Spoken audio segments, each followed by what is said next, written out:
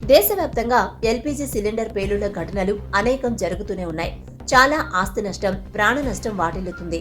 అలాంటి వారికి బీమా కవరేజీ ఉండడం చాలా ముఖ్యం. పెట్రోలియం కంపెనీలు తమ ఎల్పీజీ కస్టమర్లందరికీ ఉచిత ప్రమాద బీమా కవరేజీని అందిస్తాయి. అది కూడా 50 లక్షల రూపాయల ప్రమాద బీమా కవరేజీ ఉంటుంది. ఎల్పీజీ వినియోగదారులు దీనికోసం ప్రత్యేకంగా ప్రీమియం చెల్లించాల్సిన అవసరం లేదు. పెట్రోలియం కంపెనీ స్వయంగా ఈ కవరేజీని ఉచితంగా అందిస్తుంది. గ్యాస్ వినియోగదారులకు సూచనలు ఏంటంటే, ఎల్పీజీ సిలిండర్ పేలుడు ఘటన వల్ల జరిగిన నష్టానికి సంబంధించి ఎల్పీజీ వినియోగదారులు సంబంధిత పెట్రోలియం కంపెనీ నుండి పరిహారం పొందేందుకు అనుమతి ఉంటుంది.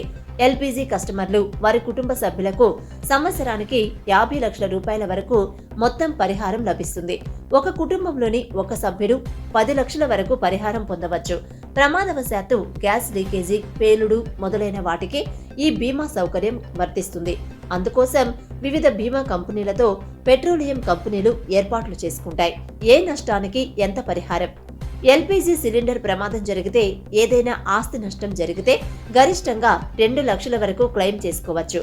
మరణించిన సందర్భంలో ఒక వ్యక్తికి 6 లక్షల మొత్తాన్ని హామీ పొందుతారు. గాయమైతే ఒక వ్యక్తికి 2 లక్షల వరకు పరిహారం పొందవచ్చు. ప్రమాద బీమాను ఎలా క్లెయిమ్ చేయాలి? ప్రమాదవశాత్తు గ్యాస్ పేలుడు, విపత్తు సంభవించినప్పుడు బీమా కంపెనీని సంప్రదించాల్సిన అవసరం లేదు. అయితే సమీపంలోని పోలీస్ స్టేషన్ కు, ఎల్పీజీ డిస్ట్రిబ్యూటర్ కు సమాచారం అందించాలి. పోలీస్ స్టేషన్లో దాఖలు చేసిన ఫిర్యాదు కాపీని భద్రంగా ఉంచుకోవాలి.